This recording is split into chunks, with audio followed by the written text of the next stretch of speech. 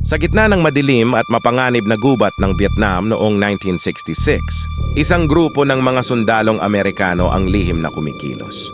May misyon silang hanapin ang mga lagusang ginagamit ng Vietcong, mga daanang nasa ilalim ng lupa na nagsisilbing lihim na ruta ng kalaban para sa mabilis na pag-atake. Habang nagtatago sila isang gabi, biglang umugong ang putok ng mortar sa di kalayuan. Agad nilang sinuri ang mapa at napagtanto na ang isa pang unit ng kanilang tropa ay natunton na ng kalaban at kasalukuyang pinapaulanan ng atake. Inutusan ni Lieutenant Riley ang kanyang grupo na tukuyin ang eksaktong lokasyon ng kalaban batay sa tunog ng putukan at agad itong ipasa sa punong himpilan. Ngunit nagkamali ang isa sa kanilang kasamahan, agad itong nagpaputok ng may mamataang kalaban. Dahil dito, nalantad ang kanilang kinaroroonan. Ilang segundo lang ang lumipas, bumagsak ang mga mortar sa kanilang paligid. Sumabog ang lupa, nagkagulo. May mga agad na nasawi. Habang ang upang makaligtas, kasabay ng desperadong pagsisikap na maipadala ang koordinado ng kalaban.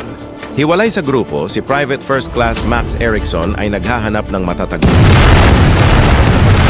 Nang lumanig sa lupa sa kanyang tabi, dahilan upang siya ay mahulog sa isang nakatagong lagusan. Doon naipit ang kanyang mga paa at hindi makagalaw. Habang abala ang mga sundalo sa ibabaw sa pagtulong sa sugatan at pag-organisa, uli ng kanilang hanay, si Erickson ay walang kamalay-malay na may papalapit na panganib.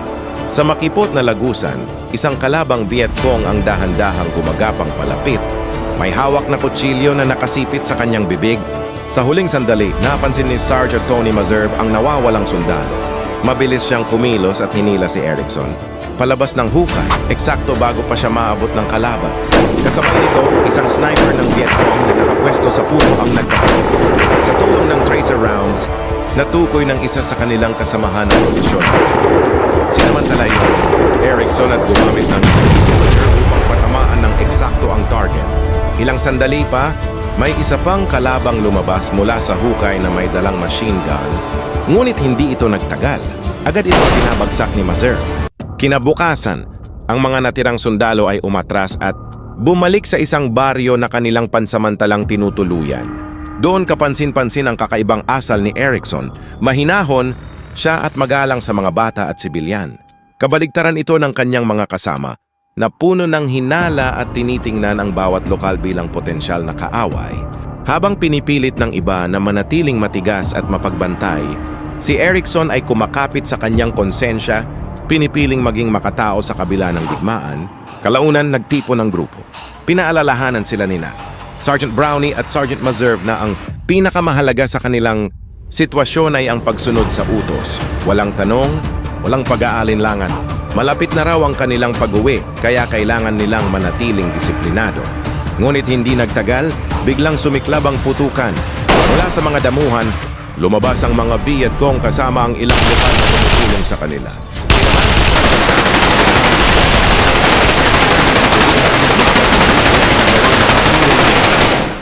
Matapos ang labanan, dumating ang mga helicopter at agad na iniligtas ang mga sugatan. Si CPL Clark ay lalong napuno ng galit. Para sa kanya, walang mapagkakatiwalaan sa lugar na iyon. Sa kanyang isip, ang buong bansa ay kaaway. Ngunit alam niyang wala siyang magagawa, kundi sundin ang utos. Pagbalik sa base sa kinabukasan, umaasa silang makapagpahinga kahit sandali. Ngunit agad ding dumating ang masamang balita, hindi na nakaligtas si Brownie. Samantala, may 4 na sundalo ang nagtangkang lumabas ng kampo upang maglibot, ngunit naharang sila ng isang bantay. Ipinagbabawal ang paglabas, kaya napilitan silang bumalik at maghintay na lang ng susunod na utos.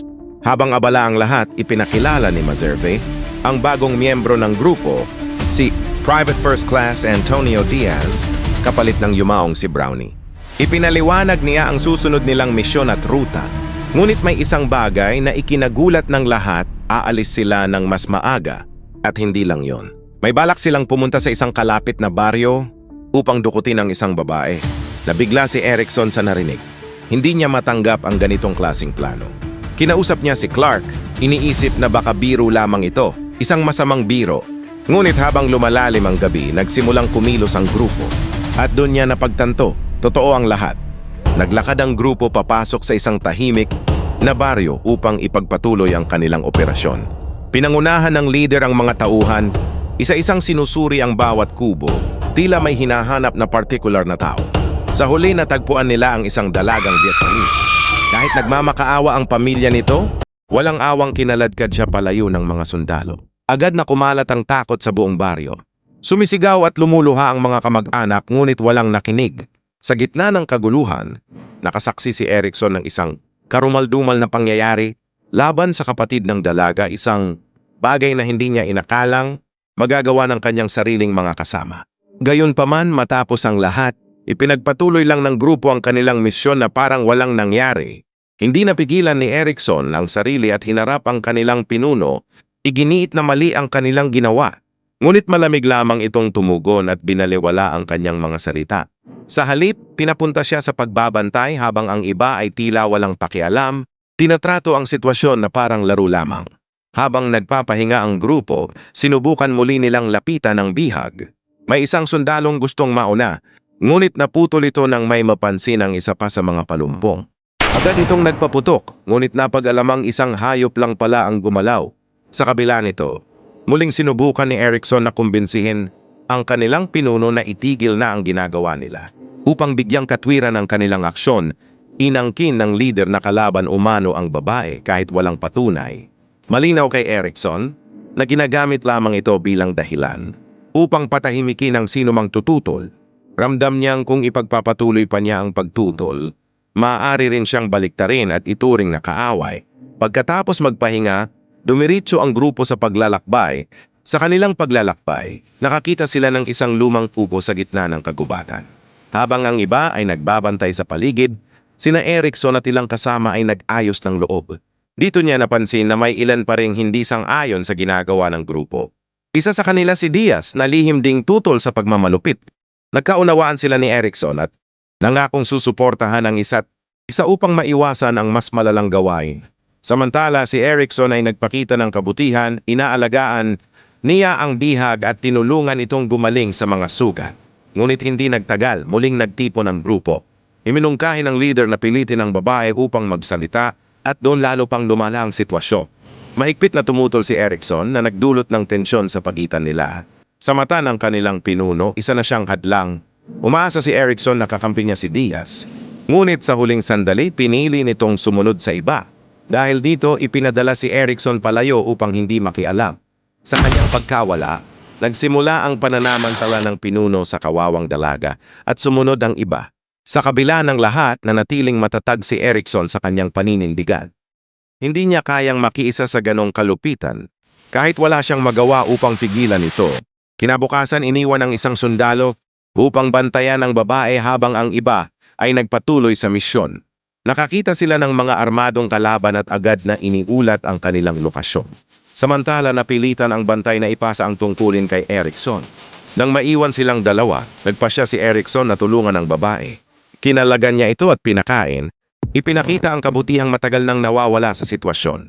Nang pagdating ng isa, pinabalik kaagad ng leader na baka gumawa siya ng hindi inaasahang hakbang. At tama nga, sinubukan ni Erickson na pauwiin ang dalaga sa kanyang baryo. Dahil natatakot itong mag-isa, sinamahan niya ito kahit alam niyang mapapahamak siya. Ngunit bago pa sila tuluyang makatakas, naharang sila ng isang kasamahan at napilitang bumalik sa grupo. Habang binabantayan nila ang dalaga, unti-unting kinakabahan ang pinuno ng grupo dahil sa patuloy nitong paggubo. Sa takot na may makarinig, iniutos niya kay Erickson na tapusin na ang buhay nito.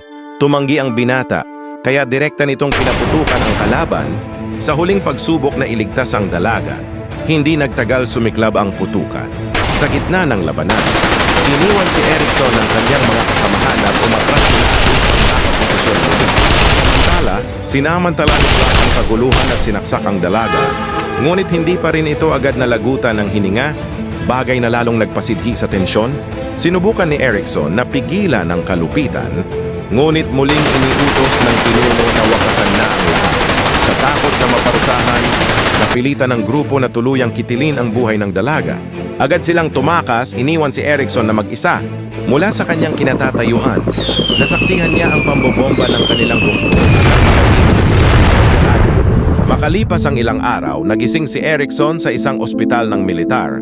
Ibinuhos niya ang lahat ng kanyang nakita at naranasan kay Rowan na labis na nabigla sa kwento.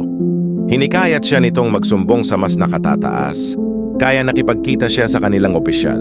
Ngunit imbes na aksyon, tila nais lamang nitong ibaon sa limot ang pangyayari at buwagin ang kanilang grupo. Hindi matanggap ni Erickson ang ganitong desisyon.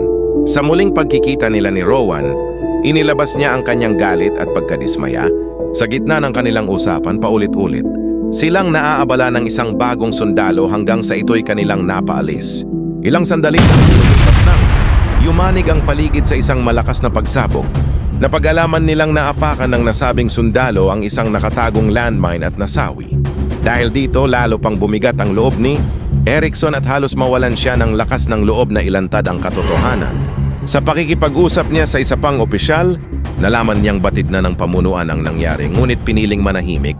Pinayuhan pa siya na mag-ingat dahil maaaring balikan siya ng kanyang mga kasama, pati na ang kanyang pamilya. Isang gabi habang mag-isa, nagtungo si Erickson sa isang silid upang magpalipas ng oras. Hindi niya napansin na may nagmamadyag sa kanya. Sa hindi inaasahang pangyayari, nabunyag ang balak laban sa kanya. Nang mapansin niya ang panganib, isang granada ang inihagis, agad siyang tumalon palabas. Sumabog ang paligid. Agad naman siyang nakaligtas. Dahil dito, hinarap niya si Clark at pinabagsak ito sa isang matinding suntok. Inamin niyang isiniwalat na niya ang nangyari, ngunit walang ginawang aksyon ang nakatataas. Nagtungo si Erickson sa isang bar upang takasan ang bigat ng kanyang konsensya. Doon niya nakilala ang isang pari na nakinig sa kanyang kwento. Sa wakas na ilabas niya ang buong katotohanan kung paano dinukot, pinagsamantalahan at pinatay ang isang inosenteng dalaga. Ang pari ang nagsilbing tulay upang makarating ang impormasyon sa mga autoridad. Nagsimula ang investigasyon, natagpuan ang bangkay at ipinatawag ang mga sangkot. Sa huli nahatulan ang mga may sala at pinanagot sa kanilang ginawa. Sa kasalukuyan habang naglalakbay si Erickson, napansin niya ang isang dalagang kahawig ng biktima. Saglit siyang napahinto at hinabol ito, ngunit napagtanto niyang ibang tao iyon. Doon niya naunawaan na bagamat hindi niya mababago ang nakaraan, nagawa niya ang tama. At doon nagwakas ang kanyang kwento.